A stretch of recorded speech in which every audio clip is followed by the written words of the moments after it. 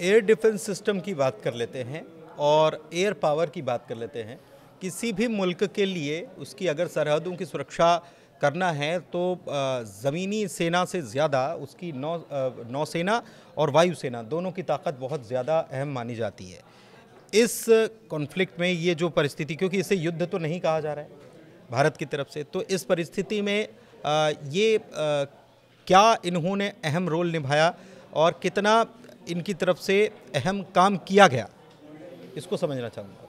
देखिए, पिछले 5-6 सालों में जिन चीज़ों पे काम हुआ है इंडिया में, वो है एयर डिफेंस सिस्टम। काफ़ी कम लोगों को पता होगा कि जो मॉडर्नाइजेशन हुआ जितनी तेज़ी से, बालाकोट के बाद मैं इस बात को कहूँगा कि बालाकोट के हमले के बाद हमें महसूस हुआ कि अगर कन्फ्रंटेशन एस्केलेट होता है तो उस स्थिति में हम क्या करेंगे। तो ये पहले से भी प्रोग्राम चल रहे थे DRDO के, लेकिन उसके बाद फिर इनमें और तेज़ी आई। तो जो आकाश जो सिस्टम है, आकाश को बेसिकली PPP मॉडल के तहत बनाया जाता है। इंडियन गवर्नमेंट प्लस कुछ प्राइवेट कंपनी है जिसमें BDL है और जिसमें टाटा भी है, टाटा सिस्टम्स। तो ये कंपनियां मिलकर आकाश को बनाती हैं। इसके साथ ही जो हमारा इंटीग्रेटेड डिफेंस सिस्टम है जो पहले से मौजूद है, उसको भी अपग्रेड किया गया।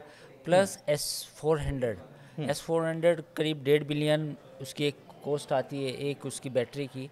तो वो भी रशिया से ख़रीदा गया, उसकी डिलीवरी हुई। उसको लेकर भी अमेरिका ने कहा था कि अगर आप ये रशिया से ख़रीदोगे तो मैं आपके ऊपर सैंक्शंस लगा दूंगा। तो ये पूरा आकाश, इसमें बेसिकली जो आकाश है, आकाश सबसे बेहतरीन साबित हुआ, क्योंकि S-400 को तो आप केवल बैलिस्टिक मिसाइल पे चला सकते हैं या कुछ और मिसाइलों पे चला सकते हैं। रॉकेट्स अगर छोड़े गए हैं तो उसके ऊपर चला सकते हैं। लेकिन अगर आपको ड्रोन गिराने या छोटे कोई रॉकेट्स गिराने हैं तो उनके लिए तो आकाश बेस्ट है। तो आकाश, अब इसको और डेवलप करके इसका नाम दिया गया है आकाश तीर। तो ये पिछले 5-6 सालों में जो डेवलपमेंट हुआ PPP मॉडल के तहत, जिसमें BDL भी शामिल है, टाटा भी है, I think I am not sure L&T की भी एक डिफेंस कंपनी शामिल है। तो ये काफ़ी अच्छा साबित हुआ। अब आप समझिए कि आयरन डोम की हम तारीफ़ करते हैं, आयरन डोम थार्ड भी है, एक अमेरिका थार्ड भी है। आयरन डोम का तो हमने देखा है जो इजराइल और हमास का कॉन्फ्लिक्ट हुआ था। तो लेकिन फिर भी आपने देखा होगा आयरन डोम के रॉकेट्स गिर जाते थे और कोई ना कोई घायल हो जाता था। These are the absolute marvellous जो हमारा आकाश था। क्योंकि आप देखिए, किसी भी एक व्यक्ति की मौत नहीं हुई कि उनके सर पे कोई रॉकेट या मिसाइल या कोई ड्रोन गिरा हो। और इसकी जो एक्यूरेसी थी इतनी शानदार रही है, तो मुझे लगता है कि ये हेड्स ऑफ टू DRDO ने शानदार काम किया है। और ये जितने भी हमारे वैज्ञानिक है, बधाई के पात्र हैं। और पिछले 5-6 सालों में जो एक नई सोच आई इंडियन एयरफोर्स में, that we should have indigenous defence system, उसकी दिशा में हमने जो काम किया, ये उसी का नतीजा है कि आज हमने जो ये पाकिस्तान के साथ एक छोटी सी जो भी जंग लड़ी 2-3 दिनों की, 2.5 दिनों की, इसमें हमने पाकिस्तान को के जितने भी हमले थे सारे नाकाम किए। ये एक बात और है कि ये 71 की बात कर लें, 65 की बात कर लें, 99 की बात कर लें, और भी, लेकिन हाल के दिनों में, और ये तो भारत ने शायद पहली बार ये सब देखा होगा कि ये ड्रोन्स आ रहे हैं। ये तो पहली बार हिंदुस्तान ने इस बात से मतलब इससे मुकाबला किया है ऐसी परिस्थिति से। ये अभी बिल्कुल जो आपने सवाल पूछा, इसमें कई लोगों ने, इवन BBC ने आज इसका एक आर्टिकल भी लिखा है कि साउथ एशिया में कैसे ड्रोन की लड़ाई लड़ी गई। ये एक आर्टिकल है, आप सर्च करना गूगल पर।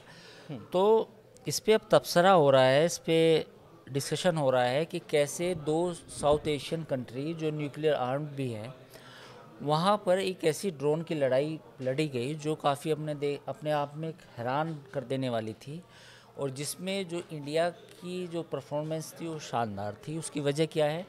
क्योंकि जो ड्रोन हमने भेजे पाकिस्तान में, वो कहीं ना कहीं 90-80% उन्होंने हिट किया, और जो पाकिस्तान ने भेजे वो 90% हमने नाकाम किए। तो ये एक अपने आप में केस स्टडी बनती है कि कैसे जो इजराइल हैरान है। मेरे ख्याल से इजराइल की तरफ से भी दुनिया में मेरे ख्याल है ये कोई आपको कोई एग्जांपल नहीं मिलेगा ऐसा कि इतने इधर से ड्रोन भेजे गए हों, उतने इधर से ड्रोन आए हों, और फिर एक कंट्री ने, खासतौर पे इंडिया ने, उनको इंटरसेप्ट किया, उनको डाउन किया, तो इससे क्वाइट फेबुलस कोई ऐसा उदाहरण नहीं है। कोई उदाहरण नहीं है। इसके अलावा एयरफोर्स की क्या भूमिका रही?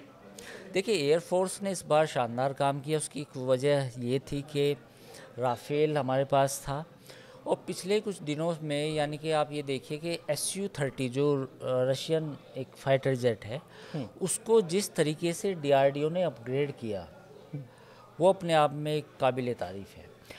क्योंकि आप देखिए कि जब ब्रह्मोस मिसाइल को बनाया गया तो हमने DRDO ने कहा कि जो Su-30 है उसमें क्यों ना ब्रह्मोस मिसाइल लगा दी जाए। तो रशिया ने उसके एवज में बहुत पैसे मांगे कि इसका एक वर्जन डेवलप कर देते हैं हम, लेकिन इसमें इतने पैसे लगेंगे, यानी कि एक मिसाइल आपको इतने की पड़ेगी। तो फिर HAL ने, हिंदुस्तान एयरोनॉटिक्स लिमिटेड ने, ब्रह्मोस के फाइटर वर्जन पे काम करना शुरू किया और फिर उसको इंटीग्रेट किया Su-30 में।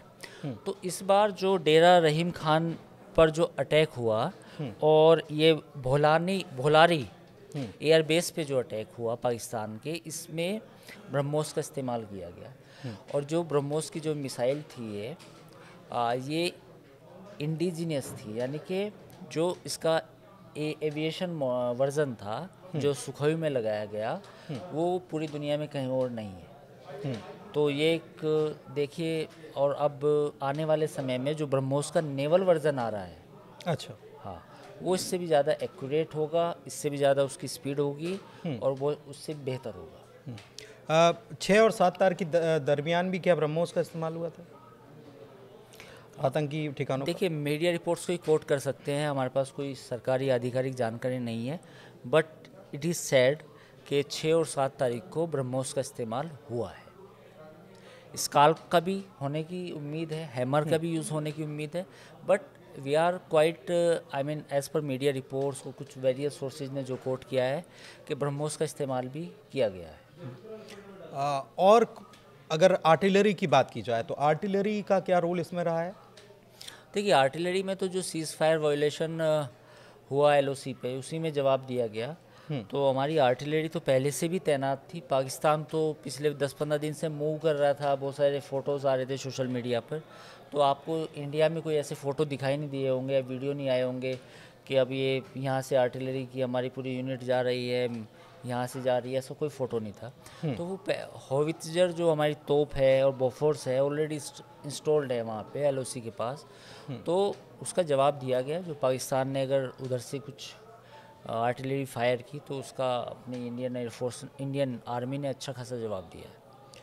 नेवी की बात की जाए तो ये भी कहा जा रहा है कि नेवी ने तो अपनी पूरी ताकत दिखाई भी नहीं अभी। बिल्कुल, नेवी की ताकत तो मतलब एक दबाव बनाने में काम आई। हालांकि पाकिस्तान की जो सोशल मीडिया है, जो उन्होंने डिस इन्फॉर्मेशन वॉर चलाया, वो बड़ा ज़बरदस्त था। मतलब इतना झूठा था कि एक के बाद ऐसे ऐसे ट्वीट किए गए, ऐसे ऐसे एक्स पे पोस्ट किए गए, आप उनके सुन के हैरान होंगे। 1-2 एग्जांपल मैं आपको बता देता हूँ। एक, उन्होंने बताया कि पटना पोर्ट को तबाह कर दिया गया। ये डिसइंफॉर्मेशन वॉर था ISI की तरफ से, यानी कि पाकिस्तान फ़ौज की तरफ से। और एक कहा गया कि पाकिस्तान ने बेंगलोर पोर्ट पे भी हमला किया। तो इन्हें यही नहीं पता कि बेंगलोर और पटना में तो कोई पोर्ट ही नहीं है वो तो एक मेन लैंड में है। हाँ। तो इस तरह का डिसइंफॉर्मेशन वॉर चला गया। और लेकिन नेवी तो कुछ है नहीं, नेवी की तो कोई कंपैरिजन नहीं है इंडिया और पाकिस्तान का, क्योंकि पाकिस्तान की नेवी के पास तो कुछ भी नहीं है, कुछ भी दूसरों नहीं के भरोसे ही है। दूसरों के भरोसे। एक टर्की का कोई छोटी सी फ्रिगेट आ गई थी जिसमें करीब 40 या 20-25 या 40 होंगे नेवल पर्सन, उसको दिखा के वहाँ झंडे वंडे लगाए थे इंडिया पाकिस्तान और टर्की के। हाँ। तो उनके पास तो नेवल के मामले में तो कोई ताकत नहीं है। समझ लेना चाहिए कि ऑपरेशन सिंदूर अभी जारी है, मतलब कि भारत की तरफ से और उधर से गोली आएगी तो यहाँ से गोले के रूप में जवाब मिलेगा।